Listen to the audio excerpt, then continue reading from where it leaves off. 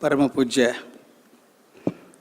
ಶ್ರೀಗಳ ಪಾದಾರವಿಂದಗಳಲ್ಲಿ ನಮಸ್ಕಾರಗಳನ್ನು ಸಲ್ಲಿಸ್ತಾ ಇಲ್ಲಿ ಬಂದಿರುವಂಥ ಎಲ್ಲ ಶಿಕ್ಷಕ ಮಿತ್ರರಿಗೆ ಹಾಗೂ ವಿದ್ಯಾರ್ಥಿ ಮಿತ್ರರಿಗೆ ನನ್ನ ನಮಸ್ಕಾರಗಳು. ಪ್ರತಿ ವರ್ಷ ಇದೊಂದು ನನಗೆ ವಾರ್ಷಿಕ ಪರೀಕ್ಷೆ. ರಘು ಒಂದು ವಿಷಯ ಕಳಿಸ್ತಾರೆ ನಂಗೆ ಪ್ರತಿ ಸಲ, ಈ ವಿಷಯದ ಬಗ್ಗೆ ಮಾತಾಡಬೇಕು ಅಂತ. ನಾನು ಈ ವಿಷಯ ಯಾಕೆ ಅಂತ ಇದುವರೆಗೂ ಕೇಳಿಲ್ಲ ಅವ್ರನ್ನ. ಅದು ನನ್ನ ಪರೀಕ್ಷೆ ಅಂತ ಹೇಳಿದ್ನಲ್ಲ, ಆ ವಿಷಯನೇ ಹಂಗಿರುತ್ತೆ ಅವ್ರು ಕೊಟ್ಟಿರೋದವ್ರು. ಆಗಲೇ ಹೇಳಿದ್ರಲ್ಲ, ಓದ್ಬೇಕಾದ್ರೆ ಸ್ವಲ್ಪ ಹುಷಾರಾಗಿ ಓದ್ಬೇಕು. ಅದನ್ನು ವಿಷಯ ಏನು ಅಂತಂದರೆ, ಬದುಕೆಂಬ ಇರವ ಮರೆವ ಮೆರವಣಿಗೆ ಅಂತ.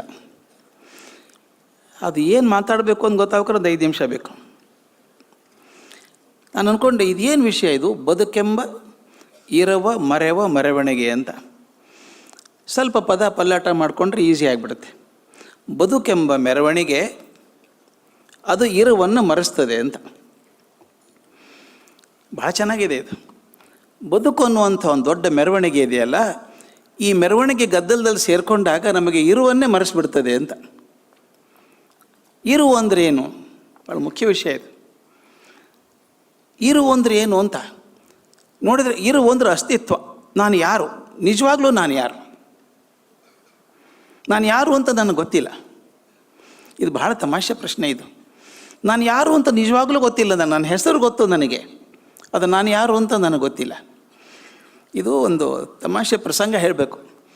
ನಾನು ಅಮೇರಿಕೆಯಲ್ಲಿ ಯಾವುದೋ ಯೂನಿವರ್ಸಿಟಿಯಲ್ಲಿ ಪಾಠ ಮಾಡುವಾಗ ನಾನು ಯಾರು ಅನ್ನೋ ಬಗ್ಗೆ ಶಂಕರಾಚಾರ್ಯ ಹೇಳಿದ್ರು. ಕೋಹಂ ಕುತ ಆಯಾತಃ, ನಾನು ಯಾರು, ಯಾಕೆ ಬಂದಿದ್ದೇನೆ ಇಲ್ಲಿ ಅಂತ ಪ್ರಶ್ನೆ ಕೇಳ್ಕೊಂಡ್ರು ಅಂತ. ಆ ಹುಡುಗರು ನಕ್ಬಿಟ್ರು, ನಾವು ಯಾರು ಅಂತ ನಮಗೆ ಗೊತ್ತಿಲ್ವಾ ಅಂತ. ಆ ಹುಡುಗರವರು ಮುಂದೆ ಕೂತಂತ ಹುಡುಗಿನ ಕರೆದೆ, ಮೇಲೆ ಬಾ ಇಲ್ಲಿ ಅಂತ ಬಂದ್ಲು. ವಾಟ್ಸ್ ಯುವರ್ ನೇಮ್ ಅಂದೆ. ಲಿಝಿ ಅಂದ್ಲು. ಎಲಿಜಬೆತ್ಗೆ ಲಿಝಿ ಅಂತ ಕರ್ಕೋತಾರೆ. ಐ ಆಮ್ ಲಿಝಿ ಅಂದ್ಲು. ನಾಡಿದೆ, I didn't ask your name, who are you ಅಂತ ಕೇಳಿದೆ. Me I am a final year MBA student ಅಂದ್ಲು. ಅದು I didn't ask what are you studying, but who are you? She said, I don't know. I am daughter of so and so ಅಂದ್ಲು. I didn't ask who is your father, but who are you? ತಲೆ ಕೆಟ್ಟು ಹೋಗಿರ್ಬೇಕಲ್ಲ ಆಕೆಗೆ. ಯಾವ course ಬೇಕಾಗಿಲ್ಲ, ನಿನ್ನ ಹೆಸರು ಬೇಕಾಗಿಲ್ಲ, ನೀನು ಯಾರು ಏನು ಹೇಳ್ತಾಳೆ ತಲೆ ಕೆಟ್ಟು. ಆಕೆ ತಲೆ ಕೆಟ್ಟು ಹೋಯ್ತಾಗಿ. ನಾನು ಯಾರ ತಂಗಿ ಅಂತ ಕೇಳಲ್ಲ, ನಿನ್ನ ಯಾರು ಅಮ್ಮ ಅಂತ ಕೇಳಲ್ಲ, ಮಗಳು ಅಂತ ಕೇಳಲ್ಲ, ನಿಮ್ಮ ಪಕ್ಕದ ಮನೆಯವ್ರು ಯಾರು ಅಂತ ಕೇಳಲ್ಲ, ನೀನು ಯಾರು ಕೇಳ್ತಾ ಹೋದೆ. ಕೊನೆಗೆ ಆಕೆ ಒಂದು ಥಿಯರಿ ಬಂದುಬಿಟ್ಲು. I don't know I can answer this question, I am this body. ನಾನು ಈ ದೇಹ ಅಂತ ಹೇಳಿದ್ಲು. ಫಸ್ಟ್ ಕ್ಲಾಸ್ ಆಯ್ತು ನನಗೆ. ಭಾಳ ಚೆನ್ನಾಗಿ ಹೇಳಿದೆಮ್ಮ, ಇದು ನಾನು ದೇಹ, ಕರೆಕ್ಟ್. ನೀನು ಕೈ ಚಾಚು ಅಂದೆ. ಕೈ ಚಾಚಿದ್ಲು. ವಾಟ್ ಈಸ್ ದಿಸ್ ಅಂತ ಕೇಳಿದೆ. ಮೈ ಹ್ಯಾಂಡ್ ಅಂದ್ಲು. ಕೇರ್ಫುಲ್ಲಾಗಿ ಹೇಳಬೇಕು ನೀನು. ಇದು ನನ್ನ ಕೈ ಅಂದ್ಲು. ಇದು ನನ್ನ ಕಾಲು, ಇದು ನನ್ನ ಕಣ್ಣು, ನನ್ನ ತಲೆ, ಮೂಗು ಅಲ್ಲ. ವಿಚಾರ ಮಾಡಿ ನೋಡಿ ಎಷ್ಟು ಚೆನ್ನಾಗಿದೆ ಇದು. ಇದು ನನ್ನ ಪೆನ್ನು ಅಂತ ಹೇಳಿದರೆ ನಾನು ಬೇರೆ, ಪೆನ್ ಬೇರೆ. ಹೌದು ತಾನೆ? ನಾನೇ ಪೆನ್ ಆಗೋಕ್ಕೆ ಸಾಧ್ಯ ಇಲ್ಲ. ನಾನೇ ಪೆನ್ ಆಗಿದ್ದರೆ ಆ ಮಾತನ್ನು ಹೇಳ್ತಿರ್ಲಿಲ್ಲ. ಇದು ನನ್ನ ಪೆನ್ನು ಅಂದರೆ ನಾನು ಬೇರೆ, ಪೆನ್ ಬೇರೆ. ಈಗ ಇದು ನನ್ನ ಕೈ ಅನ್ನೋದಾದರೆ ಯಾರು ಅದು ಹೇಳ್ತಿರೋದು? ನೀನು ಬೇರೆ, ನಿನ್ನ ಕೈ ಬೇರೆ. My legs, my head, my eyes, my nose ಅಂತ ಹೇಳಬೇಕಾದ್ರೆ ಅವೆಲ್ಲ ಬೇರೆ. ನಂದು ಅಂತ ಹೇಳೋರು ಯಾರು? ಈಗ ನೀನು ಹೇಳಿದೆಲ್ಲ, ದಿಸ್ ಈಸ್ ಮೈ ಬಾಡಿ ಅಂದೆಲ್ಲ. ಮೈ ಆ್ಯಂಡ್ ಬಾಡಿ ಅಂದರೆ ಬಾಡಿ ಬೇರೆ, ನೀನು ಬೇರೆ. ವಿಚಿತ್ರ ಅನ್ಸಲ್ವಾ ಇದು ಹೇಳಿದಾಗ? ದಿಸ್ ಈಸ್ ಮೈ ಬಾಡಿ ಅಂದರೆ ಇಸ್ ಮೈ ಪೆನ್ ಅಂದ ಹಾಗೆ. ಪೆನ್ ಬೇರೆ, ನಾನು ಬೇರೆ. ದಿಸ್ ಈಸ್ ಮೈ ಬಾಡಿ ಅಂದರೆ ನೀನು ಬೇರೆ, ಬಾಡಿ ಬೇರೆ. ನೀನು ಯಾರು? Terribly confusing ಅಂದ್ಲಕ್ಕೆ. ನಿನಗಲ್ಲ, ಶತಮಾನಗಳಿಂದ ನನಗೆ ಕನ್ಫ್ಯೂಷನ್ ಆಗಿದೆ, ನಾ ಯಾರು ಅಂತ ಗೊತ್ತಿಲ್ಲ. ಈ ಪ್ರಶ್ನೆ ಬಹಳ ಕಾಡಿದಂಥ ಪ್ರಶ್ನೆ ಎಲ್ಲರಿಗೂ. ನಾನು ಯಾರು, ನಿಜವಾಗ್ಲೂ ಯಾರು? ನನಗೊಂದು ಹೆಸರು ಗುರುರಾಜ ಅಂತ ಇಟ್ಟಿದ್ದಾರೆ. ನಾನು ಇಟ್ಕೊಂಡದ್ದಲ್ಲ, ಅದು ನಮ್ಮಪ್ಪ ಇಟ್ಟದ್ದು. ಅದೊಂದು ಲೇಬಲ್ ಅಂಟಿಸ್ಬಿಟ್ಟಿದ್ದಾರೆ ನನಗೆ, ಗುರುರಾಜ ಅಂತ. ನನ್ನ ಮಕ್ಕಳು ನನಗೆ ಅಪ್ಪ ಅಂತಾರೆ. ಇದು ಲೇಬಲ್ ನನ್ನ ಮಕ್ಕಳು ಹಾಕಿದ್ದು ನನಗೆ. ನಾನು ಹೆಂಡ್ತಿ ನನ್ನ ಗಂಡ ಅಂತಾಳೆ, ಆಕೆ ಹಾಕಿದ ಲೇಬಲ್ ನನಗದು. ಇವೆಲ್ಲ ಲೇಬಲ್ ಅಂಟಿಸ್ಕೊಂಡು ಬದುಕಿದ್ದೀನಿ ನಾನು ಅಂತ. ನಾನು ಯಾವುದು ನಿಜವಾಗ್ಲೂ ಯಾವುದು? ಲೇಬಲ್ ಎಲ್ಲ ತೆಗೆದು ಹಾಕಿದರೆ ಏನು ನಾನು ಅಲ್ವಾ? ಎಂಥ ತಮಾಷೆ ಅಲ್ವಾ ಇದು? ನಾನು ಯಾರು ಅಂತ ಗೊತ್ತಿಲ್ಲ. ನಿಮಗೆಲ್ಲ ಗೊತ್ತು, ಸಾಕ್ರೆಟಿಸ್ ಬಗ್ಗೆ ಗೊತ್ತು. ಮಹಾನ್ ದಾರ್ಶನಿಕ, ವಿಕ್ಷಿಪ್ತ ಮನುಷ್ಯ. ಒಂದು ಸಲ ಅವ್ನು ನೋಡೋದಕ್ಕೆ ಅಥೆನ್ಸಿಗೆ ಯಾರೋ ಬಂದ್ರಂತೆ. ದೂರದಿಂದ ಬಂದಿದ್ದಾರೆ. ನದಿ ದಾಟಿ ಬೆಟ್ಟ ದಾಟ್ಕೊಂಡು ಕಷ್ಟಮಟ್ಟ 15 ದಿವಸ ಪ್ರವಾಸ ಮಾಡಿ ಬಂದರು. ಎಲ್ಲಿರ್ತಾನೆ ಸಾಕ್ರೆಟಿಸ್? ಆ ಮನೆಯಲ್ಲಿ ಇರ್ತಾನೆ ಅಂತ ಯಾರು ಹೇಳಿದರು. ಆ ಮನೆಗೆ ಹೋದರು, ಬಾಗಿಲು ತಟ್ಟಿದ್ರು. ಸಾಕ್ರೆಟಿಸೇ ಬಾಗಿಲು ತೆಗೆದ. ಯಾರು ಬೇಕಾಗಿತ್ತು ಅಂತ ಕೇಳಿದ. ಅವ್ರು ಹೇಳಿದ್ರು, ಸಾಕ್ರೆಟಿಸ್ ಇದ್ದಾರ ಮನೇಲಿ ಅಂತ ಕೇಳಿದ್ರು. ಇಲ್ಲ ಅಂದ. ಇವನೇ ಸಾಕ್ರೆಟಿಸು, ಅವನ ಜೊತೆಗೆ ಪ್ಲೇಟೋ ಇದ್ದಾನೆ ಜೊತೆಗೆ. ಸಾಕ್ರೆಟಿಸ್ ಇಲ್ವಾ? ಮತ್ತು ಈ ಮನೇಲಿ ಇರ್ತಾರೆ ಅಂತ ಹೇಳಿದರು. ನನಗೂ ಹೇಳ್ತಾರೆ ರೀ ಭಾಳ ಜನ ಇಲ್ಲೇ ಇದ್ದಾನೆ ಅಂತ, ನನಗೆ ಸಿಕ್ಕಿಲ್ಲ ಅವನು. ಮತ್ತು ಅವನು ಹೀಗಿದ್ದಾನಂತೆ, ಕುಳ್ಳಗಾಗಿದ್ದಾನಂತೆ, ದಪ್ಪ ಮೂಗಂತೆ, ಸ್ವಲ್ಪ ವಿಕಾರವಾಗಿದ್ದಾನೆ ಅಂತ ಹೇಳ್ತಾರೆ. ನನಗೂ ಹಾಗೆ ಹೇಳಿದ್ದಾರೆ ಸಾಕಷ್ಟು ಜನ. ನನಗೆ ಸಿಕ್ಕಿಲ್ಲ ಸಾಕ್ರೆಟಿಸಿನ, ಹುಡುಕ್ತಾ ಇದ್ದೀನಿ. ನಾನು ಇಲ್ಲೇ ಹುಟ್ಟು ಇಲ್ಲೇ ಬೆಳೆದವನು. ಅವರಂದ್ರಂತೆ ಇಲ್ಲೇ ಹುಟ್ಟು ಇಲ್ಲೇ ಬೆಳೆದಿದ್ದೀರಿ, ಮತ್ತು ಯಾರು ಮನೆ ಅಂತ ತೋರಿಸ್ತಾರೋ ಅವ್ರ ಮನೆಯಲ್ಲೇ ಇದ್ದೀರಿ ನೀವು, ನಿಮಗೆ ಗೊತ್ತಿಲ್ವ ಸಾಕ್ರೆಟಿಸು? ಅವ್ನು ಹೇಳ್ತಾನೆ, ನಿಜವಾಗ್ಲೂ ಕೈ ಮುಗಿದು ಪ್ರಾಮಾಣಿಕವಾಗಿ ಹೇಳ್ತೀನಿ, ನನಗೇನೂ ಸಾಕ್ರೆಟಿಸ್ ಸಿಕ್ಕಿಲ್ಲ. ಕೆಲವರು ಹೇಳ್ತಾರೆ ಭಾಳ ಬುದ್ಧಿವಂತ ಅಂತಾರೆ, ಇನ್ನು ಕೆಲವು ಅಂತಾರೆ ಭಾಳ ವಿಕ್ಷಿಪ್ತ ಸ್ವಭಾವ, ಹುಚ್ಚುಚ್ಚಾರ ಮಾತಾಡ್ತಾನೆ ಅಂತಾರೆ. ರಾಜರು ಹೇಳ್ತಾರೆ ಅವನು ದ್ರೋಹಿ ಅಂತ ಹೇಳ್ತಾರೆ. ಹುಡುಗರು ಹೇಳ್ತಾರೆ ಇವನು ಬದುಕೋದು ಕಷ್ಟ ಇವನ ಜೊತೆಗೆ ಅಂತಾರೆ. ಎಲ್ಲ ಹೇಳೋದನ್ನು ಕೇಳಿದ್ದೀನಿ, ನಾನು ಕೇಳಿದ್ದೀನಿ. ಅದು ನಿಜವಾದ ಸಾಕ್ರೆಟಿಸ್ ನನಗೆ ಸಿಕ್ಕೇ ಇಲ್ಲ ಇನ್ನು. ಹೌದಾ? ಮತ್ತು ಹೆಂಗೆ ಮಾಡೋದು? ನೀವು ಹೋಗಿ ಬನ್ನಿ, ನಾನು ಹುಡುಕ್ತಾ ಇರ್ತೀನಿ, ನೀವು ಹುಡುಕಿ ಸಿಕ್ಕರೆ ನನಗೆ ಹೇಳಿ ಅಂತ ಹೇಳಿ ಕಳಿಸ್ದ. ಆಮೇಲೆ ಪ್ಲೇಟೋ ಕೇಳ್ದ ಅವನಿಗೆ, ಅಲ್ಲಪ್ಪ ನೀವೇ ಸಾಕ್ರೆಟಿಸು, ನಿಮ್ಮನ್ನು ಕೇಳಿದ್ರೆ ನನಗೆ ಗೊತ್ತಿಲ್ಲ, ಹುಡುಕಬೇಕು ಅಂತೀರಲ್ಲ ಹೇಗೆ ಅಂತ. ಅವ್ನು ಹೇಳಿದ, ನಿಜವಾಗ್ಲೂ ಹೇಳ್ತೀನಿ ಮಗು, ನಿನಗೂ ಹೇಳ್ತೀನಿ, ಸುಳ್ಳಲ್ಲ. ಪ್ಲೇಟೋ ಹೇಳ್ತಾನೆ, ನಾನು ನಿನಗೂ ಹೇಳ್ತಾ ಇದ್ದೀನಿ, ನನಗೆ ಸಾಕ್ರೆಟಿಸ್ ಸಿಕ್ಕಿಲ್ಲ. ನೀವು ನನ್ನ ಗುರುಗಳು ಅಂತೀರಿ, ಒಪ್ಕೋತೀನಿ ನಾನು. ನನ್ನ ಸ್ನೇಹಿತ ಅಂತ ಕೆಲವರು ಅಂತಾರೆ, ವೈರಿ ಅಂತ ಕೆಲವರು ಅಂತಾರೆ. ನಿಜವಾದ ಯಾರು? Who the real Socrates to stand up and be counted? I don't know who is real Socrates. ಗೊತ್ತೇ ಇಲ್ಲ. ಇದು ಎಷ್ಟು ಅದ್ಭುತ ಪ್ರಶ್ನೆ ಇದು ಅಂದರೆ, ನಾನು ಯಾರು ನಿಜವಾಗ್ಲೂ ನನಗೆ ಗೊತ್ತಿಲ್ಲ. ಈ ನಾನು ಹೆಸರು ನಾನಲ್ಲ, ಈ ದೇಹ ನಾನಲ್ಲ, ಜನ ಕರೆಯುವಂಥ ರೀತಿಯಲ್ಲಿ ನಾನಲ್ಲ, ನಾನೇನು ಅಂತ ನನಗೂ ಗೊತ್ತಿಲ್ಲ. ಹುಡುಕೋದು ಹೇಗೆ? ಹಾಗಾದರೆ ನನ್ನದು ನಾನು ಅನ್ನುವಂಥದ್ದು ಯಾವುದು? ಭಾಳ ಮಜಾ ಇದೆ ಪ್ರಶ್ನೆ ಇದು. ಇದು ಇರುವು, ನನ್ನ ಅಸ್ತಿತ್ವ ಇದು. ನನ್ನ ಅಸ್ತಿತ್ವ ನನ್ನ ಹೆಸರಲ್ಲ, ನನ್ನ ದೇಹ ಅಲ್ಲ. ಒಂದು ಕಲ್ಪನೆ ಮಾಡ್ಕೊಳ್ಳಿ, ಯಾರೊಬ್ಬರು ದೊಡ್ಡವರು ಆಸ್ಪತ್ರೆಯಲ್ಲಿದ್ದಾರೆ, ಪೇಪರಲ್ಲಿ ನ್ಯೂಸ್ ಬರ್ತಾ ಇರುತ್ತೆ, ಅಧ್ಯಕ್ಷರಿಗೆ ಅನಾರೋಗ್ಯವಾಗಿದೆ, ಆಸ್ಪತ್ರೆಗೆ ಸೇರಿಸಿದ್ದಾರೆ, ಅವರ ದೇಹ ಸ್ವಲ್ಪ ಆತಂಕಕಾರಿಯಾಗಿದೆ, ಆರೋಗ್ಯ ಅಲ್ಲ, ಅವರ ದೇಹಕ್ಕೆ ಸರಿಯಾಗಿ ಟ್ರೀಟ್ಮೆಂಟ್ ಆಗ್ತಾ ಇದೆ. ಪ್ರಧಾನಮಂತ್ರಿ ರಾಷ್ಟ್ರಪತಿಗಳ ದೇಹ ಅಂತ ಹೇಳ್ತಾರೆ, ಅಲ್ಲಿ ಕೆಲಸ ಮಾಡ್ತಾರೆ, ಅವರಿಗೆ ಟ್ರೀಟ್ಮೆಂಟ್ ಆಗ್ತಾ ಇದೆ. ರಾಷ್ಟ್ರಪತಿಗಳು ಆರೋಗ್ಯವಾಗಿಲ್ಲ, ದೇಹನಲ್ಲ ರಾಷ್ಟ್ರಪತಿಗಳು ಅಂತಾರೆ. ಅವಾಗ ಅಕಸ್ಮಾತ್ ಪ್ರಾಣ ಹೋದ ತಕ್ಷಣ ಮರುಕ್ಷಣ ಅರ್ಧ ಸೆಕೆಂಡ್ ಕೂಡ ತಡ ಇಲ್ಲ, ಏನು ಹೇಳ್ತಾರೆ ಗೊತ್ತಾ? ಅವರ ದೇಹವನ್ನು ಇಲ್ಲಿ ತರಲಾಗುವುದು. ರಾಷ್ಟ್ರಪತಿಗಳನ್ನ ಕರ್ಕೊಂಡ್ಬರ್ತೀವಿ ಅನ್ನೋಲ್ಲ, ರಾಷ್ಟ್ರಪತಿಗಳ ದೇಹವನ್ನು ತೊಗೊಂಡು ಬರ್ತೀವಿ ಅಂತಾರೆ. ರಾಷ್ಟ್ರಪತಿಗಳು ಎಲ್ಲಿ ಹೋದರು? ಅವ್ರು ಯಾರು? ಅವ್ರು ನಿಜವಾಗ್ಲೂ ಅವರ ದೇಹವನ್ನೇ ರಾಷ್ಟ್ರಪತಿ ಅಂದ್ಕೊಂಡಿದ್ವಿ ನಾವು, ಅವರಲ್ಲ ಈಗ. ಅಂದರೆ ಯಾರು ನಿಜವಾಗ್ಲೂ ಯಾರು ಅವರು? ಎಷ್ಟು ವಿಚಿತ್ರ ಅಲ್ವಾ ಇದು? ಇದುವರೆಗೂ ನಾನು ನಾನು ನಾನು ಅಂತ ಬಿಡ್ಕೋತಾ ಇದ್ದೆ. ನಾನು ನನ್ನ ದೇಹ, ಹುಡುಗಿ ಹೇಳಿದ್ಲಲ್ಲ ಐ ಆಮ್ ದಿಸ್ ಬಾಡಿ ಅಂತ, ನಾನು ದೇಹ ಅಂತ ನಾನು ಅಂದ್ಕೊಂಡಿದ್ದೆ. ಇದಂದಲ್ಲ ಇದು. ನನ್ನ ದೇಹ ಅಂತ ಅನ್ನೋದಾದರೆ ನಾನು ಬೇರೆ, ದೇಹ ಬೇರೆ. ಮತ್ತು ಅಲ್ಲಿಗೆ ಸುತ್ತಾಡಿ ಅಲ್ಲಿಗೆ ಬಂದೀವಿ ನಾವು. ಹಾಗಾದ್ರೆ ನಾನು ಯಾರು? ನಾನು ಯಾರು ಅಂತ ಗೊತ್ತಾಗೋದಕ್ಕೆ ಇದನ್ನು ಭಾಳ ಒದ್ದ ಪ್ರಶ್ನೆ ಕೇಳಿದ್ರು ರಮಣ ಮಹರ್ಷಿಗಳು, ತಿರುವಣ್ಣಾಮಲೈ ಸಂತರು. ಅವರು ನಾನು ಯಾರು ಅಂತ ಒಂದು ಪುಸ್ತಕ ಬರೆದಿದ್ದಾರೆ. ನಾನು ಯಾರು ಈ ಪ್ರಶ್ನೆ ಕೇಳಿದ್ರಿಂದಾನೇ ಅವರು ರಮಣ ಮಹರ್ಷಿಗಳಾದರು. ಅವ್ರು ಹೇಳ್ತಾರೆ, ಪ್ರತಿ ಸಲ ಕೇಳ್ಕೊತ ಹೋಗ್ಬೇಕಂತೆ, ಈ ಕೈ ನಂದ ಅಲ್ಲ, ಕಣ್ಣಂದ ಅಲ್ಲ, ದೇಹ ನಂದ ಅಲ್ಲ, ನೇತಿ ನೇತಿ ನೇತಿ ಇದಲ್ಲ, ನಂದಲ್ಲ ನಂದಲ್ಲ ನಂದಲ್ಲ ಅನ್ಕೋತ ಹೋದಾಗ ಏನೋ ಒಂದು ಉಳಿತದೆ. ಕೊನೆಗೆ ಏನು ಉಳಿತದೋ ಅದು ನಿನ್ನ ಅರಿವಿನ ಸ್ವರೂಪ ಅಂತ ಹೇಳ್ತಾರೆ. ನಾನು ಭಾಳ ಕನ್ಫ್ಯೂಸ್ ಮಾಡಲ್ಲ, ನಿಮಗೆ ಸೊಲ್ಯೂಷನ್ ಹೇಳ್ಬಿಡ್ತೀನಿ ಅದು ಹೇಗೆ ಅಂತ. ಯಾರು ಅಂತ ನಮ್ಗೆ ಗೊತ್ತಿಲ್ಲದೆ ಹೋದಾಗ ಹಾಗಾದ್ರೆ ಬದುಕೋದು ಹೇಗೆ? ಒಂದು ತಮಾಷೆ ಹೇಳ್ತಾರೆ, ರಮಣ ಮಹರ್ಷಿಗಳು ಹೇಳ್ತಾರೆ, ಈ ಜಗತ್ತಿದೆಯಲ್ಲ, ಕಡ್ಡಿ ಕಾಣ್ತದಲ್ಲ ಜಗತ್ತು, ಅದ್ಭುತವಾದ ಜಗತ್ತು, ಮೆರುಗಿರುವಂಥ ಹೊಳಪಿನ ಜಗತ್ತಿದು. ಆ ಜಗತ್ತಿನ ಒಳಗೊಂದು ಏನೋ ಇದೆ ವಿಷಯ, ಅಷ್ಟು ಕಂಡು ಹಿಡ್ಕೊ. ಅದು ನಮ್ಮ ಗುಂಡಪ್ಪನವರು ಅದ್ಭುತವಾಗಿ ಹೇಳ್ತಾರೆ.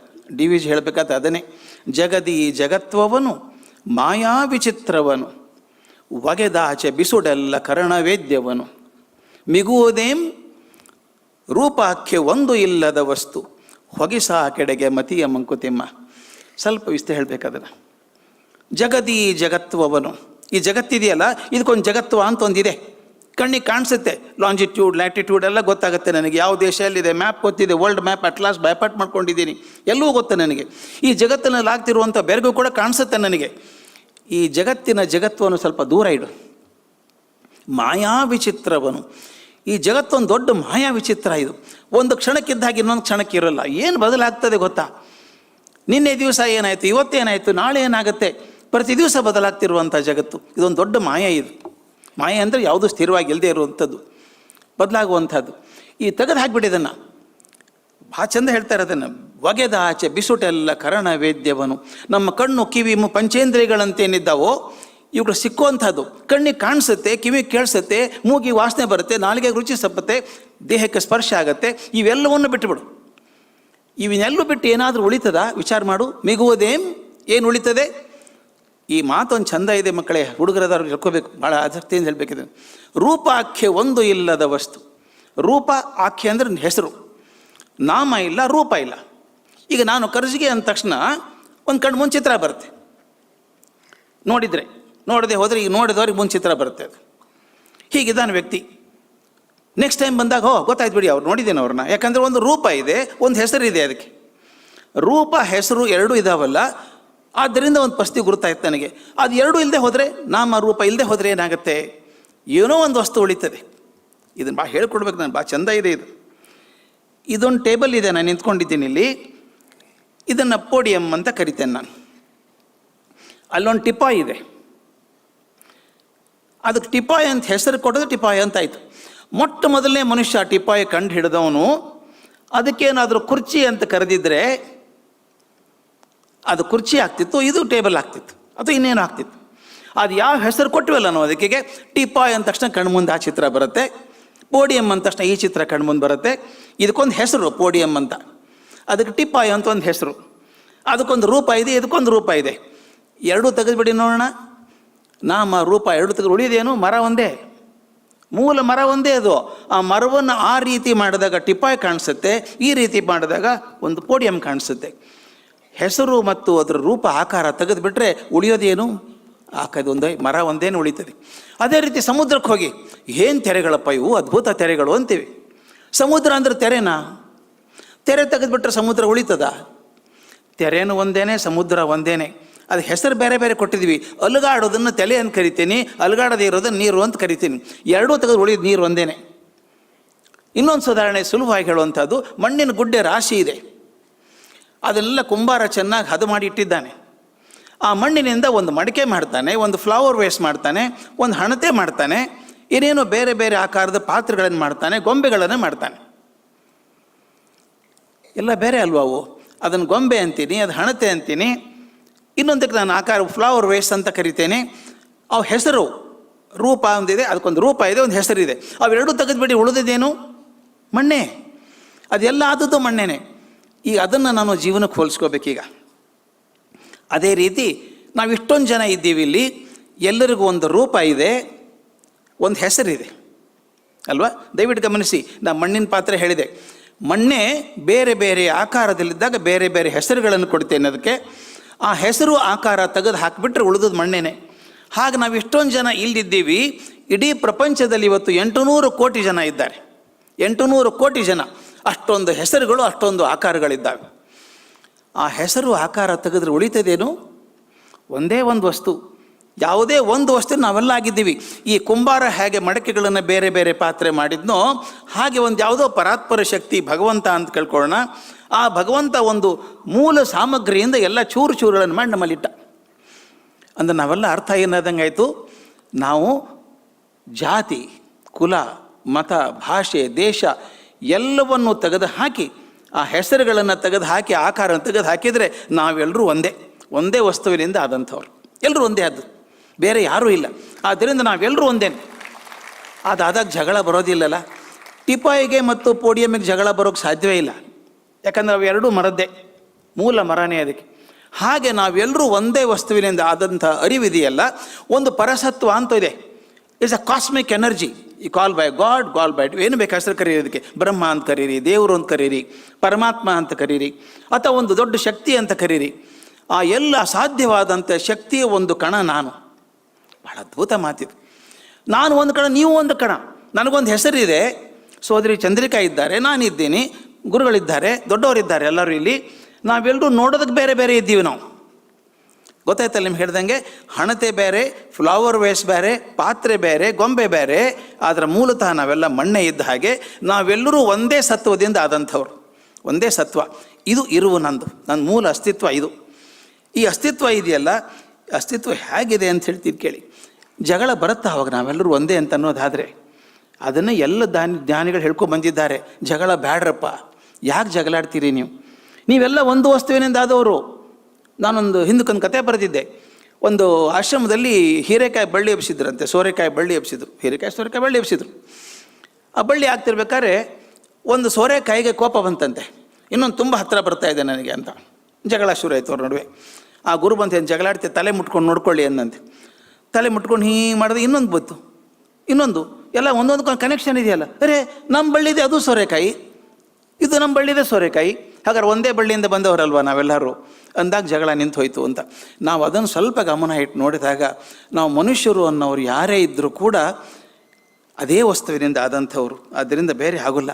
ಅಲ್ಲಮ ಪ್ರಭು ಒಂದು ಮಾತನ್ನು ಹೇಳ್ತಾನೆ, ಅದ್ಭುತ, ನನಗೆ ಅತ್ಯಂತ ಇಷ್ಟವಾದಂಥ ವಚನ ಅದು. ನಿಮ್ಮಲ್ಲಿ ನೀವು ತಿಳಿದು ನೋಡಿದರೆ ಅನ್ಯವಿಲ್ಲ ಕಾಣಿರಯ್ಯ, ನಿಮ್ಮಲ್ಲಿ ನೀವು ತಿಳಿದು ನೋಡಿದರೆ ಅನ್ಯ ಇಲ್ಲ ಕಾಣಿರಯ್ಯ. ಅರಿವು ನಿಮ್ಮಲ್ಲಿಯೇ ತದ್ಗತಿತವಾಗಿದೆ, ಅನ್ಯ ಭಾವ ನೆನೆಯದೆ ತನ್ನೊಳಗೆ ತಾನೆಚ್ಚರ ಬಲ್ಲೊಡೆ ತನ್ನಲ್ಲಿಯೇ ತನ್ಮಯನು ಗುಹೇಶ್ವರ ಅಂತ. ನೀವು ಹೊರಗಡೆ ಹುಡುಕಬೇಕಾಗಿಲ್ಲ ಯಾರನ್ನೂ, ನಿಮ್ಮಲ್ಲೇ ನೋಡ್ಕೊಳ್ಳಿ. ನನಗೂ ಮಾಂಸ, ರಕ್ತ, ಎಲುಬು ಎಲ್ಲ ಇದೆ, ನಿಮಗೂ ಅದೇ ಇದೆ. ಆಕಾರ ಬೇರೆ ಇರ್ಬೋದು ಅಷ್ಟೇ, ಅದರ ಮೂಲ ವಸ್ತು ಒಂದೇ, ಒಳಗಿರೋ ಶಕ್ತಿ ಒಂದೇ.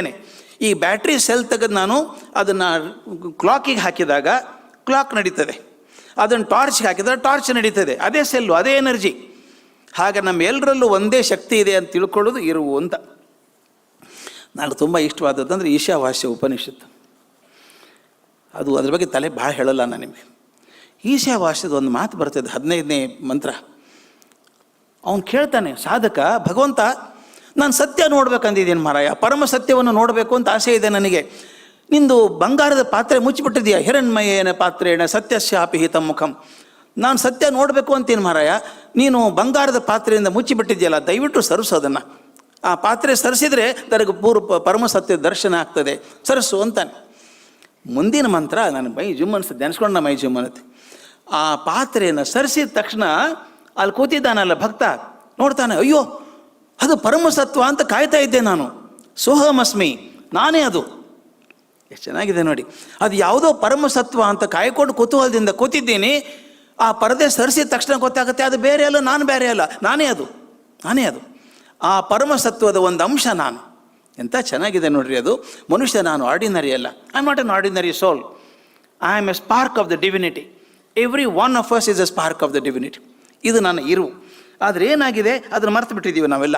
ದಯವಿಟ್ಟು ನೆನ್ಕೊಳ್ಳಿ, ರಾಮ ಇದ್ದ, ಕೃಷ್ಣ ಇದ್ದ, ಬುದ್ಧ, ಮಹಾವೀರ, ಪರಮಹಂಸರು, ವಿವೇಕಾನಂದರು, ಎಲ್ಲರೂ ನಮ್ಮ ಜೊತೆಗಿದ್ದವರು, ಇದೇ ಭೂಮಿ ಮೇಲೆ ಇದ್ದವರು. ಅದಕ್ಕೆ ಗುಂಡಪ್ಪ ಹೇಳ್ತಾರೆ, ರಾಮ ನಡಿಯಿಟ್ಟನೆಲ್ಲ ಭೀಮನು ಸುರಿದ ಗಾಳಿ. ಎಂಥ ಮಾತ್ರಿ ಅದು. ಇಲ್ಲೇ ಅಡ್ಡಾಡಿದ್ದು, ರಾಮ ಭೀಮ ಅಡ್ಡಾಡಿದ್ದು ನಮ್ಮ ಹಾಗೇನೆ. ಅವರಲ್ಲೂ ಎಲ್ಬು, ಮಾಂಸ, ರಕ್ತ ಎಲ್ಲ ಇತ್ತು. ಅವ್ರು ಯಾಕೆ ದೊಡ್ಡವರಾದ್ರು, ನಾನ್ಯಾಕೆ ಆಗಲಿಲ್ಲ? ಕಾರಣ ಇಷ್ಟೇ, ಯಾರು ತಮ್ಮ ಇರುವನ್ನು, ಮೂಲ ಸತ್ಯವನ್ನು ತಿಳ್ಕೊಂಡ್ರು ಅವ್ರು ದೊಡ್ಡವರಾದರೂ ದೇವರಾದರು. ಯಾರ ಮೂಲ ಸತ್ವವನ್ನು ತಿಳ್ಕೊಳ್ಳಿಲ್ಲ, ದೇಹನೇ ನಾನು ಅಂದ್ಕೊಂಡ್ರೋ, ದೇಹದ ತೃಪ್ತಿಗೋಸ್ಕರ ಬದುಕಿದ್ರೋ ಅವ್ರು ಯಾರೂ ದೊಡ್ಡವರಾಗಲಿಲ್ಲ, ಕೊಚ್ಕೊಂಡು ಹೋಗ್ಬಿಟ್ರು. ಆದ್ದರಿಂದ ನಾನು ಬರೀ ದೇಹ ಅಲ್ಲ ಅಂತ ಗೊತ್ತಾಗಬೇಕು. ಆತ್ಮಶಕ್ತಿಯನ್ನು ವೃದ್ಧಿ ಮಾಡಿಕೊಂಡ್ರು ಅವರೆಲ್ಲನೂ. ಗೋಪಾಲಕೃಷ್ಣ ಅಡಿಗರದೊಂದು ಕವನ ಇದೆ, ಭಾಳ ಚೆನ್ನಾಗಿದೆ, ಎಲ್ಲ ಮಕ್ಕಳು ಓದಬೇಕಾದ ಸುಲಭದ ಕವನ, ನನ್ನ ಅವತಾರ ಅಂತ.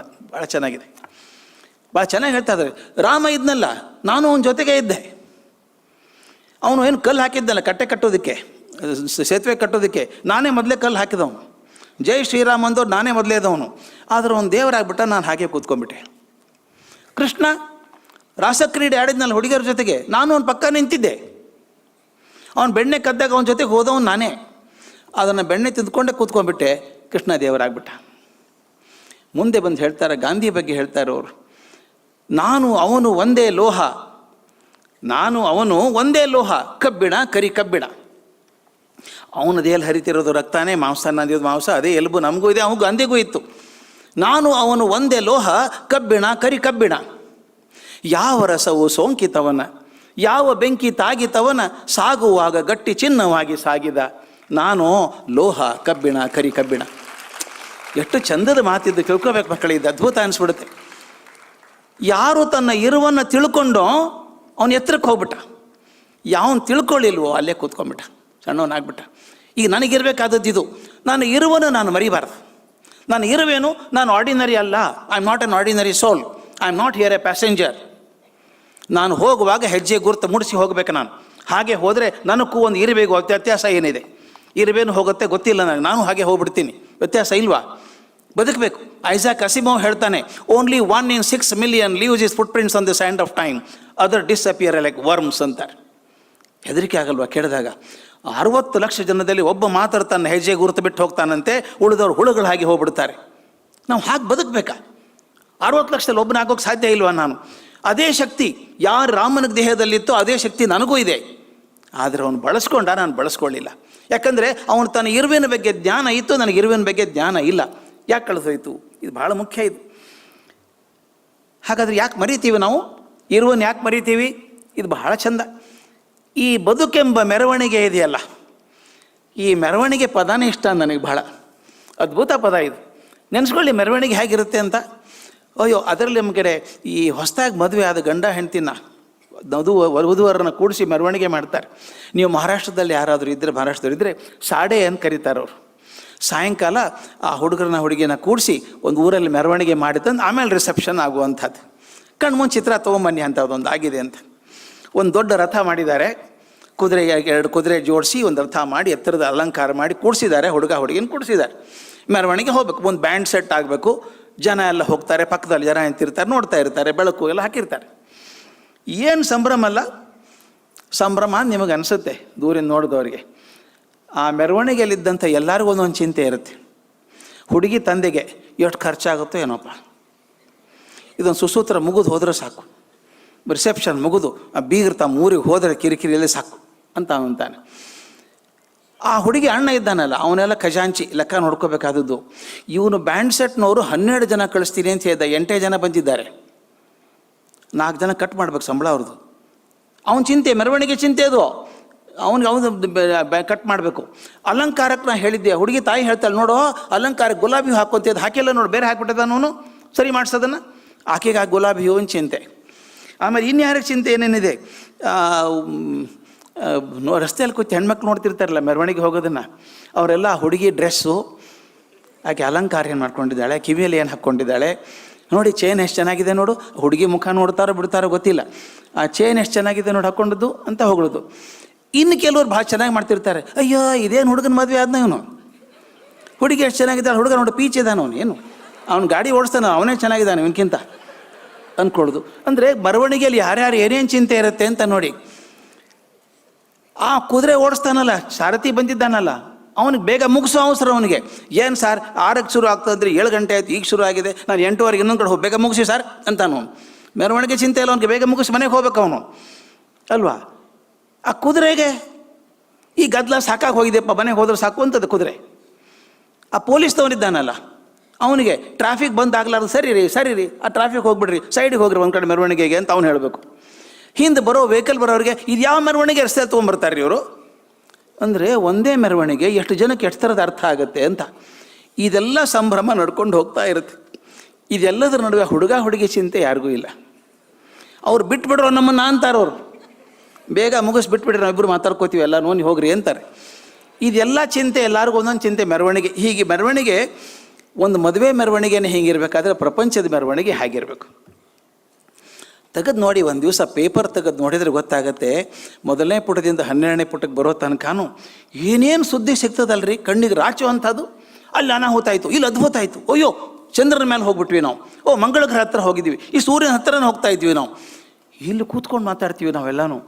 ಪಕ್ಕದ ಮನೆಯವರು ಯಾರು ಅಂತ ಗೊತ್ತಿಲ್ಲದ ಮನುಷ್ಯನಿಗೆ ಚಂದ್ರದಲ್ಲಿ ಯಾವ ಮುಖ ಕಾಣಿಸಲ್ಲ ಅದ್ರ ಬಗ್ಗೆ ವಾತಾವರಣ ಚಿಂತೆ ನನಗೆ. ಮಂಗಳ ಗ್ರಹದಲ್ಲಿ ಏನಾಗ್ತಾ ಇದೆ ಅದ್ರ ಬಗ್ಗೆ ನನಗೆ ಗೊತ್ತು, ಪಕ್ಕದ ಮನೆಯಲ್ಲಿ ಗೊತ್ತಿಲ್ಲ ನನಗೆ. ಪ್ರಪಂಚ ಬದಲಾಗ್ತಿರೋದು, ಆ ವಿಮಾನ ನೋಡಬೇಕು, ಬೇರೆ ದೇಶಕ್ಕೆ ಹೋಗಬೇಕು, ಶಾಪಿಂಗ್ ಕಾಂಪ್ಲೆಕ್ಸ್ ನೋಡ್ಬೇಕು, ನೀವು ಕಳ್ಕೊಂಡು ಹೋಗ್ಬಿಡ್ತೀವಿ ನಾವು. ಒಂದು ದಿವಸ ಹೋದರೆ ಒಂದು ಇಡೀ ದಿವಸ ಬೇಕು ಶಾಪಿಂಗ್ ಕಾಂಪ್ಲೆಕ್ಸ್ ನೋಡ್ಕೊಂಡು ಬರಬೇಕಾದ್ರೆ. ಒಂದು ಯೂನಿವರ್ಸಲ್ ಸ್ಟುಡಿಯೋಸ್ಗೆ ಹೋಗ್ಬಿಡಿ ನೀವು, ಅಮೆರಿಕಾದಲ್ಲಿ ಲಾಸ್ ಆಂಜಲೀಸಲ್ಲಿ. ಯಾವಾಗ ಹೋಗ್ತೀವಿ ಯಾವಾಗ ಬರ್ತೀವಿ ಗೊತ್ತೇ ಆಗಲ್ಲ. ಮಾಯಾ ಲೋಕ ಅಂದ್ರೆ ಮಾಯಾ ಲೋಕ. ಪ್ರಪಂಚದಲ್ಲಿ ಏನಾಗ್ತಾ ಇದೆ ಘಟನೆಗಳು, ಅದ್ಭುತ ಘಟನೆಗಳು ಆಗ್ತವೆ, ಒಂದಾದ್ಮೇಲೆ ಒಂದು ಆಗ್ತಾನೆ ಇದೆ, ನಡೀತಾನೆ ಇದೆ. ಹಾಗೇನೆ ಈ ಮೆರಗನ್ನು ಹೊಳಪನ್ನು ನೋಡ್ತಾ ನೋಡ್ತಾ ನೋಡ್ತಾ ಏನಾಗಿದೆ, ನಾನು ಯಾರು ಅಂತ ಮರೆತು ಹೋಗ್ಬಿಟ್ಟಿದೆ. ಅದು ನೋಡ್ತಾ ನೋಡ್ತಾ ಅನ್ನಲ್ವಾ ಎಷ್ಟೋ ಸಲ, ಅಯ್ಯೋ ಅದು ನೋಡ್ತಾ ನೋಡ್ತಾ ಎಷ್ಟೋ ಸಲ ಆಗುತ್ತೆ ನಮಗೆ. ಅಂಗಡಿಗೆ ಹೋಗಿರ್ತೀವಿ ಸಾಮಾನು ತರಬೇಕು ಅಂತ, ಇನ್ನೇನೋ ನೋಡಿ ತರೋದೇ ಮರ್ತು ಬಿಟ್ಟಿರ್ತೀವಿ. ಅದು ಮೂಲ ವಿಷಯ ಮರೆತು ಹೋಗಿದೆ. ಎಷ್ಟೋ ಸಲ ಆಗುತ್ತೆ ನಾವು ಯಾರು ಅನ್ನೋದು ಮರೆತು ಬಿಟ್ಟಾಗ, ಸ್ವಲ್ಪ ಅಹಂಕಾರ ಬಂದಾಗ ಜಾಸ್ತಿ ಮರಿತೇವೆ. ಒಬ್ಬ ಮನುಷ್ಯ ಬ್ಯಾಂಕಿಗೆ ಹೋದ, ಬ್ಯಾಂಕಿಂತ ವೀಸಾ ಸೆಂಟ್ರ್ ಅನ್ನೋದು ಭಾಷೆ. ಒಂದು ವೀಸಾ ಸೆಂಟ್ರಿಗೆ ಹೋದ, ವೀಸಾಗೆ ಅಪ್ಲೈ ಮಾಡಿದ್ದಾನೆ, ಸ್ಟೈಲಿಶಾಗಿ ಹೋದ, ಸೀದಾ ಕೌಂಟ್ರಿಗೆ ಹೋದ. ಹಾಂ, ನಾನು ವೀಸಾ ತೊಗೊಳ್ಳಿ ಮಾಡಿಕೊಡಿ ಅಂದ. ಅವ್ರ ಹೆದರು ಕ್ಯೂ ಇದೆ, ಕ್ಯೂ ಅಲ್ಲಿ ಬನ್ನಿ, ಕ್ಯೂ ಹಿಂದೆ ಬನ್ನಿ ಅಂದರು. ಅವನು ಕೋಪ ಬಂತು. ನಾನು ಯಾರು ಗೊತ್ತಾ ಅಂತ ಕೇಳ್ದ. ಉದ್ದಾಡ್ತಾನ ಅದಲ್ವಾ, ನಾನು ಯಾರು ಗೊತ್ತಾ ಅಂತ ಕೇಳ್ದ ಹುಡುಗಿಗೆ. ಆ ಹುಡುಗಿ ಒಂದು ನಿಮಿಷ ಹಿಂಗೆ ನೋಡಿದ್ಲು. ನೋಡಿ ತಮ್ಮ ಆಫೀಸ್ ತಗೊಂಡು, ಸರ್ ಬನ್ನಿ ಇಲ್ಲಿ, ಈ ಪಾಪಿ ಯಾರೋ ಬಂದಿದ್ದಾರೆ, ಅವ್ರು ಯಾರು ಅಂತ ಗೊತ್ತಿಲ್ಲ ಅಂತ ನನ್ನೇ ಕೇಳ್ತಾರೆ ಅವ್ರನ್ನ ಯಾರು ಅಂತ. ನೋಡಿ ಸ್ವಲ್ಪ ಅವ್ರು, ನಾನು ತಾನು ಯಾರು ಅಂತ ಗೊತ್ತಿಲ್ಲ ನನಗೆ ಕೇಳ್ತಾನೆ ಅವನು. ಹಾಗೆ ನಮ್ಮ ಇರುವನ್ನು ನಾವು ಮರೆತು ಬಿಟ್ಟು ಮೆರವಣಿಗೆಯಲ್ಲಿ ಸಿಕ್ಕಾಕೊಂಡಿದ್ದೀವಿ. ಇದು ಆಗೋದು ಎಲ್ರಿಗೂ, ಎಲ್ಲರಿಗೂ ಆಗತ್ತೆ, ಯಾವ ಕಾಲಕ್ಕೂ ಆಗತ್ತೆ. ನಾನು ಪರೀಕ್ಷೆ ಓದಬೇಕು ಅಂತ ಬಂದವನು ನನ್ನ ಉದ್ದೇಶ ಮರೆತುಬಿಟ್ಟು ಇನ್ನೇನೋ ಮಾಡ್ಕೊಂಡಿರ್ತೀನಿ. ನಾನು ಆ ಕಡೆ ಈ ಕಡೆ ಸಿನಿಮಾಗೆ ಹೋಗೋದಾಗತ್ತೆ, ಸ್ನೇಹ ಪ್ರೇಮ ಎಲ್ಲ ಬಂದುಬಿಡುತ್ತೆ. ಹೊತ್ತಿಗೆ ಬಂದಾಗ ನಾವು ಉದ್ದೇಶನ ಮರೆತು ಹೋಗ್ಬಿಡುತ್ತೆ. ಒಂದು ಆದ ಘಟನೆ ಇದು. ಟೋಕಿಯೋ ಏರ್ಪೋರ್ಟಲ್ಲಿ, ಟೋಕಿಯೋ ಏರ್ಪೋರ್ಟ್ ತುಂಬ ಚಂದದ ಏರ್ಪೋರ್ಟ್, ಅದು ಟೆಕ್ನಾಲಜಿ ಅಟ್ ದಿ ಬೆಸ್ಟ್.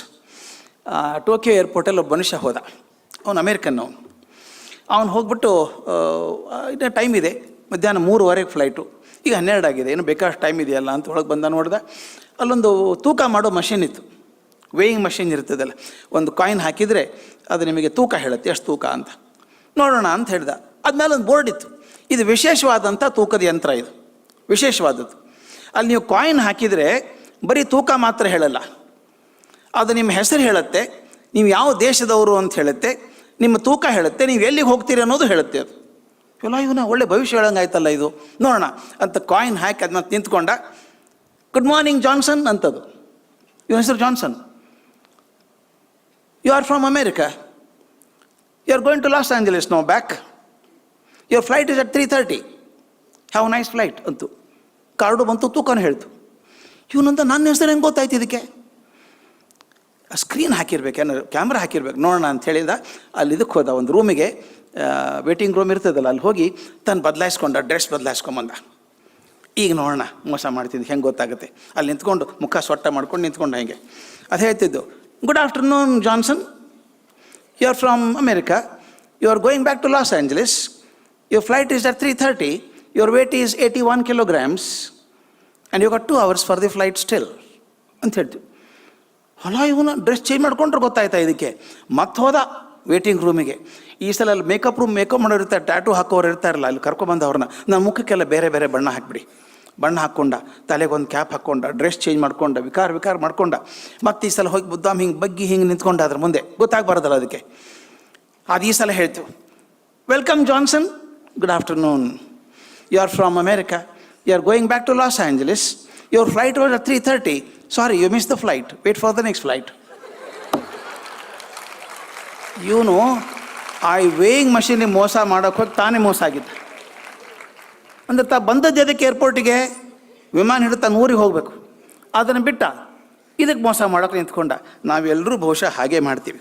ಪ್ರಪಂಚದ ಬದುಕಿನ ಸಂಭ್ರಮದಲ್ಲಿ ತೇಲಿ ಹೋಗ್ತಿರುವಾಗ ಸಾರ್ಥಕವಾದಂಥ ಸಂತೃಪ್ತ ಬದುಕಿನ ಟಿಕೆಟನ್ನು ಕಳ್ಕೊಂಡ್ಬಿಡ್ತೀವೇನೋ ಅಂತ ಹೆದರಿಕೆ ಆಗುತ್ತೆ. ಕಳ್ಕೊಳ್ಳೋದು ಯಾವಾಗ ಅಂದರೆ ನಾನು ಯಾರು ಅಂತ ಗೊತ್ತಿಲ್ಲದೆ ಹೋದಾಗ. ಅದು ಮರ್ಯಾದೆ ಇರೋದಕ್ಕೆ ಹೆಂಗೆ ಸಾಧ್ಯ? ನನಗಿರೋ ಸಮಯದಲ್ಲಿ ಮಾತಾಡ್ಬೇಕು ನಾನು ಅಷ್ಟೇ, ನೀನು 10 ನಿಮಿಷ ಇದೆ ನನಗೆ. ಈ ಮರ್ಯಾದೆ ಇರೋಕ್ಕೆ ಹೆಂಗೆ ಸಾಧ್ಯ? ನಾನು ಈ ಪ್ರಪಂಚ ಮೆರಗಿಲ್ವಾ? ಹೊರಗೆ ಹೋದ್ರೆ ಹಿಡ್ಕೊಂಡ್ಬಿಡ್ತದೆ, ಎಳಿತದೆ, ಆ ದೃಶ್ಯ ಎಳಿತದೆ, ಈ ಸಮಾರಂಭ ಎಳಿತದೆ, ಈ ಕಾರ್ಯಕ್ರಮ ಜನ ಎಳಿತಾರೆ, ಹೆಂಡತಿ ಮಕ್ಕಳು ಪ್ರೀತಿ ಎಲ್ಲ ಎಳಿತದೆ. ನನ್ನ ಬಿಟ್ಟು ಬೇರೆ ಮರಗಾಗದೇ ಇರೋದು ಹೇಗೆ? ಬೇರೆ ಇರುವ ನೆನಪಿಡೋದು ಹೇಗೆ ನಾನು? ಅದಕ್ಕೊಂದು ಚಂದ ಹೇಳ್ತಾರೆ. ಒಬ್ಬರು ದಾಸರಿದ್ದರು ನಮ್ಮ ರಾಜಸ್ಥಾನ್ ಕಡೆಗೆ, ಸುಂದರ್ ದಾಸ್ ಅಂತ ಒಬ್ಬರಿದ್ದರು. ಅವ್ರ ದಾಸರು ಊರೂರು ತಿರುಗೋರು. ಒಂದು ಸಲ ಅಜ್ಮೇರಿಗೆ ಬಂದ್ರಂತೆ. ಅಜ್ಮೇರಿಗೆ ಬಂದಾಗಲೂ ಒಬ್ಬ ನವಾಬ ಬಂದು ನಾನು ಕೇಳಬೇಕಾಗಿಲ್ಲ, ಭಾರಿ ಶ್ರೀಮಂತ ಎಲ್ಲ ಚೆನ್ನಾಗಿತ್ತು. ನವಾಬ ತಮ್ಮ ಕರೆಸ್ಕೊಂಡ, ತನ್ನ ಅರಮನೆಗೆ ಕರೆಸ್ಕೊಂಡ ಸುಂದರದಾಸನ. ಗಟ್ಟಿ ಕಾಲು ಹಿಡ್ಕೊಂಡ, ಸ್ವಾಮಿ ನನ್ನ ಕಡೆ ಎಲ್ಲ ಇದೆ, ಹಣ ಇದೆ, ಗೌರವ ಇದೆ, ಎಲ್ಲ ಸೈನ್ಯ ಇದೆ, ಎಲ್ಲ ಇದೆ, ಆದರೆ ಮನಸ್ಸಿಗೆ ಸಮಾಧಾನ ಇಲ್ಲ. ನೀವು ಯಾವಾಗಲೂ ಸಂತೋಷವಾಗಿರ್ತೀರಿ, ಹೆಂಗಿರ್ತೀರಿ? ನೀವು ಸಂತರು, ನಿಮ್ಮ ಕಡೆ ಏನೂ ಇಲ್ಲ, ಆದರೂ ಸಂತೋಷವಾಗಿರ್ತೀರಲ್ಲ ಹೇಗೆ? ನನಗದು ಕಲಿಸ್ಕೊಟ್ಬಿಡಿ, ಸಂತೋಷವಾಗಿರೋದು ಹೇಗೆ ಅಂತ ಕಲಿಸ್ಕೊಡಿ ಅಂತ. ಹಾಗಾದ್ರೆ ಬಾ ಅಂದರು. ಕೂಡಿಸಿದ್ರು ಅವನು ಕುರ್ಚಿ ಮೇಲೆ. ಅವನ ಮುಂದೆ ಒಂದು ಟೇಬಲ್ ಮೇಲೆ ಒಂದು ದೊಡ್ಡ ಅಗಲ ಬಾರಿದ ಪಾತ್ರೆ ಇರ್ತದಲ್ಲ, ಕಂಚಿನ ಪಾತ್ರೆ ತರಿಸಿದ್ರು ದೊಡ್ಡದೊಂದು. ಅದ್ರ ತುಂಬ ನೀರು ಹಾಕಿದರು. ನೀರು ಹಾಕಿ ತಮ್ಮ ಚೋಳಿಗೆಯಿಂದ ಭಸ್ಮ ತೆಗೆದ್ರು. ಒಂದಿಷ್ಟು ಭಸ್ಮ ಹಾಕಿ ಜೋರಾಗಿ ಕಲಕಿದ್ರು. ಮುಖ ನೋಡ್ಕೋ ಅಂದರು. ಹಿಂಗೆ ನೋಡ್ದ, ಮುಖ ಕಾಣಿಸಲ್ಲ ಅಂದ. ಯಾಕೆ? ಆ ಭಸ್ಮ ಹಾಕಿದಿರಲ್ಲ, ಹೆಂಗೆ ಕಾಣಿಸುತ್ತೆ? ಕಾಣಿಸೋದಿಲ್ಲ ಅಂತ. ಹೌದಾ, ಇರಲಿ. ನೀರೆಲ್ಲ ತೆಗೆಸಿದ್ರು. ಸ್ವಚ್ಛ ನೀರು ಹಾಕ್ಸ್ಕೊಂಬಂದರು, ಕ್ಲೀನ್ ಸ್ವಚ್ಛ ನೀರು ಹಾಕಿದರು. ಹಾಕ್ಬಿಟ್ಟು ಒಂದು ಕಡ್ಡಿ ಹಾಕಿ ಅಲಗಾಡಿಸ್ತಾ ಇದ್ರು. ಈಗ ನೋಡು ಅಂದರು. ಅವ್ನು ನೋಡಿದಾಗ ಸ್ವಲ್ಪ ಕಾಣಿಸುತ್ತೆ, ಸ್ಪಷ್ಟವಾಗಿ ಕಾಣಿಸ್ತದೆ. ಅಲಗಾಡಿಸ್ತಾ ಇದ್ದೀರಲ್ಲ ನೀವು, ನೀರು ಕಲಕ್ತಾ ಇರೋದ್ರಿಂದ ನನಗೆ ಸ್ಪಷ್ಟವಾಗಿ ಕಾಣಿಸ್ತಾ ಇಲ್ಲ, ಸ್ವಲ್ಪ ಕಾಣಿಸುತ್ತೆ ಮುಖ ಅಂದ. ಹಾಗೆ ಒಂದು 10 ನಿಮಿಷ ಇಲ್ಲೇ ಕೂತಿರು ಅಂದರು. ಆ ಕಡ್ಡಿ ತೆಗೆದ್ರು. 10 ನಿಮಿಷಕ್ಕೆ ನೀರು ಪೂರ್ತಿ ಶಾಂತ ಆಯಿತು. ಈಗ ನೋಡು ಅಂದರು. ಈಗ ಸ್ಪಷ್ಟ ಕಾಣಿಸುತ್ತೆ ಅಂದ. ಇದೇ ನೋಡಪ್ಪ ನಿನಗೆ ದರ್ಶನ ಆಗೋದು ಅಂದರು. ಏನಾಗತ್ರೆ ಅಂದ. ಮೊದಲು ನಾನು ಭಸ್ಮ ಹಾಕಿ ಅಲುಗಾಡಿಸಿದ್ನಲ್ಲ, ನೀರು ಮಲಿನ ಆಗಿತ್ತು, ಕೊಳಕಾಗಿತ್ತು, ಮಣ್ಣಾಗಿರೋದ್ರಿಂದ ನಿನ್ನ ಮುಖ ಕಾಣಿಸಲ್ಲ. ಎರಡನೇ ಸಲ ಏನು ಮಾಡಿದೆ? ಶುದ್ಧ ನೀರನ್ನೇ ಹಾಕಿದ್ದೆ ನಾನು.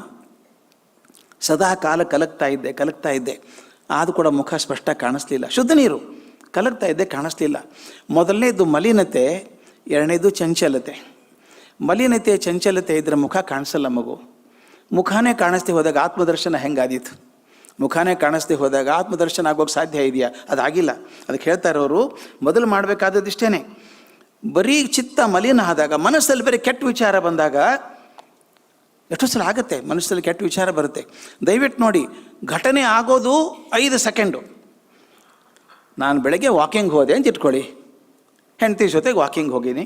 ಯಾರೋ ಬಂದರು, ನಿನ್ನಂಥ ಮೂರ್ಖ ಇದೆ ಯಾರೂ ಇಲ್ಲ ಅಂತ ಹೋಗ್ಬಿಟ್ಟ. ಅವನು ಬಂದ. ಎಷ್ಟು ಟೈಮ್ ತೊಗೊಂಡು ಅನ್ಬೇಕಾದ್ರೆ ಅವನು 2 ಸೆಕೆಂಡು. ನಿನ್ನಂಥ ಮೂರ್ಖ ಇನ್ನು ಯಾರೂ ಇಲ್ಲ ಅಂತ ಹೋಗ್ಬಿಟ್ಟ ಅವನು. ನಾನು ಮುಗಿತ ಅಲ್ಲಿಗೆ.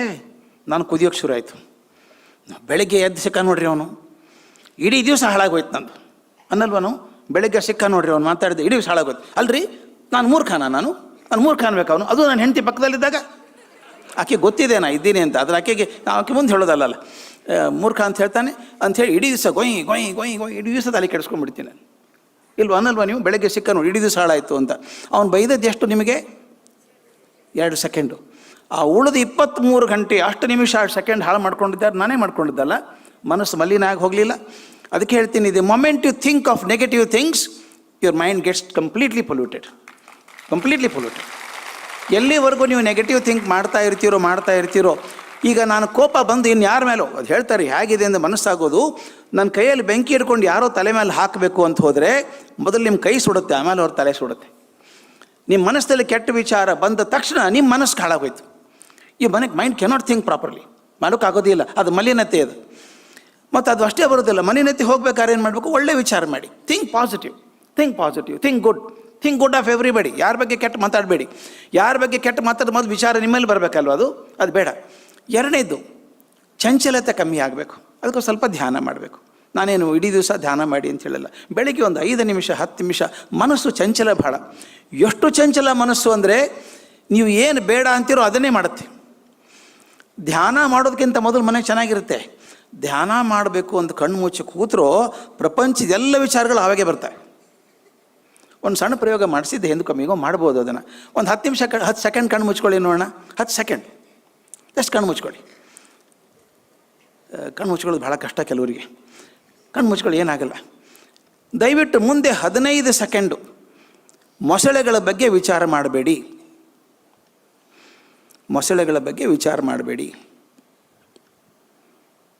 ಕಣ್ಣು ತೆಗೀರಿ. 15 ಸೆಕೆಂಡ್ ಆಯಿತು. ಏನು ಬಂತು ವಿಚಾರ ಮನಸ್ಸಲ್ಲಿ? ಮೊಸಳೆಗಳೇ ಬಂದು. ಮೊದಲು ಮೊಸಳೆ ವಿಚಾರ ಇರಲಿಲ್ಲ ನಿಮ್ಮ ತಲೆಗೆ, ಮೊಸಳೆ ಕಲ್ಪನೆ ಕೂಡ ಇರಲಿಲ್ಲ.